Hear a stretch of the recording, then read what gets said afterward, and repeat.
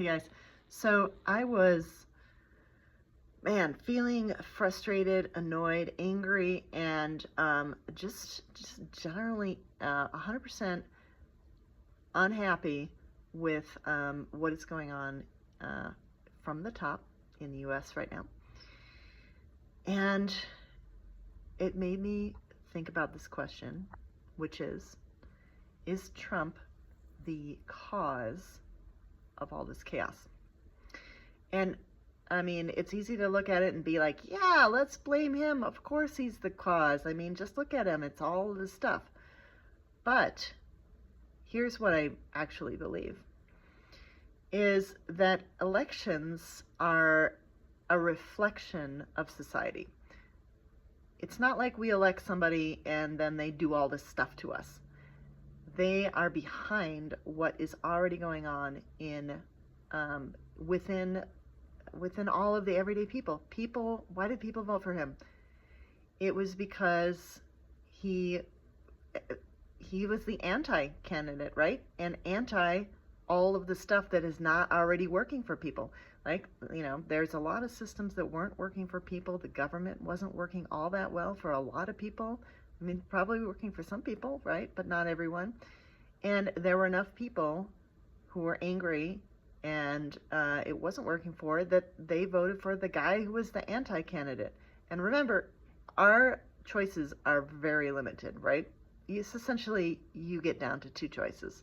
So it's kind of like I have one person I know who voted for him the first time, who the only reason she voted for him was because she didn't like vaccines, and he was the anti-vax candidate.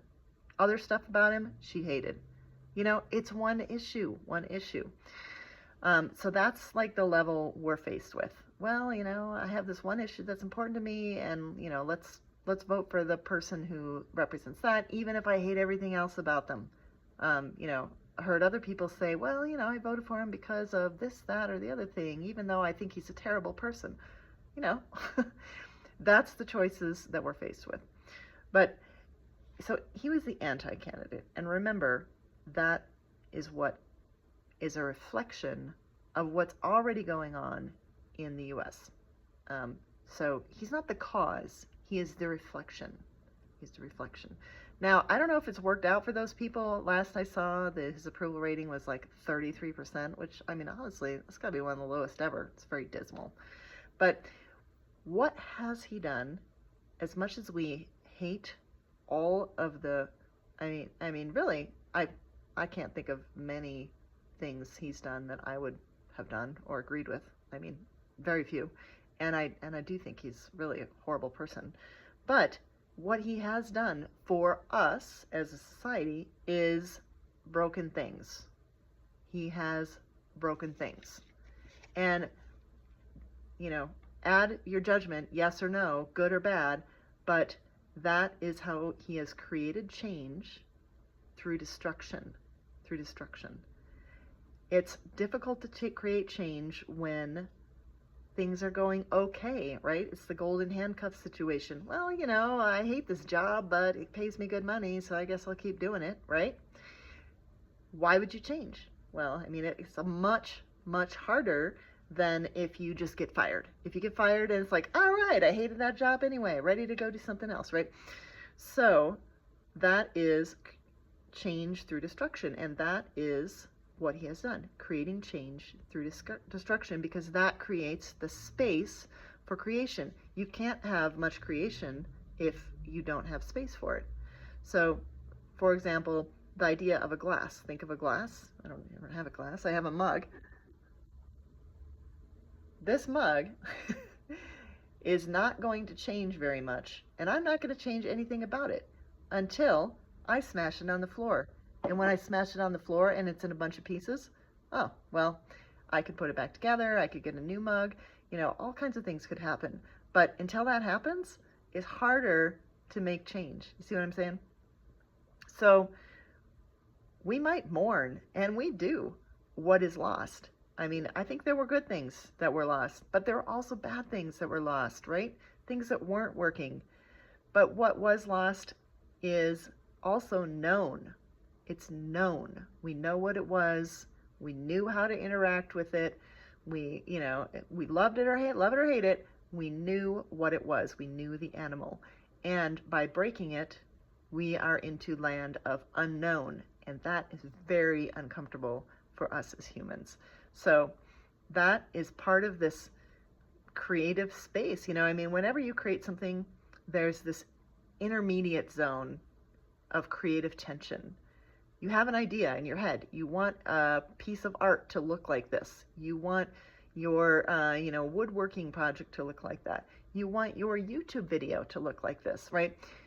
But the space in between what your idea is and the actual existence of that thing in the real world, there's a lot in between there that's uncertain, difficult, doesn't feel that great. Honestly, it's really, and people like to rush ahead and just get it done.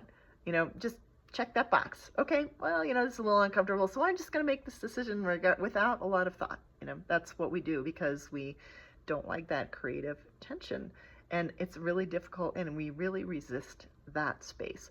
But that is the space we are in now, right? Stuff is being broken, and we are in the unknown space of creation.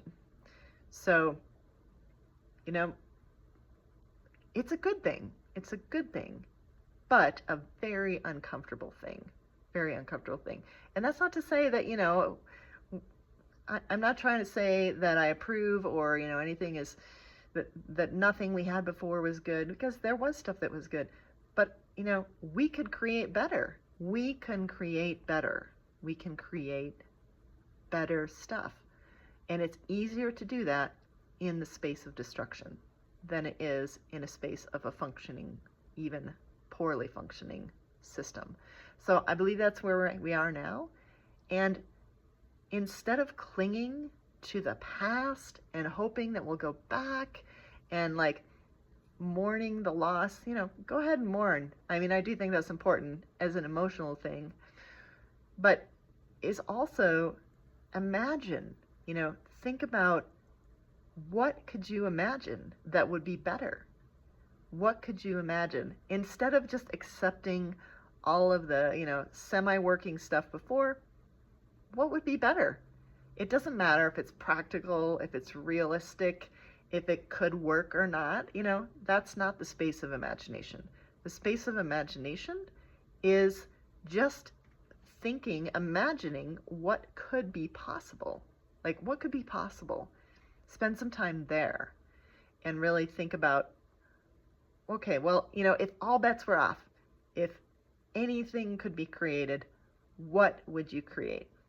What would you create for yourself, for your neighbors, for your team, for your, nonprofits that you're involved in, for your businesses, for your workplaces?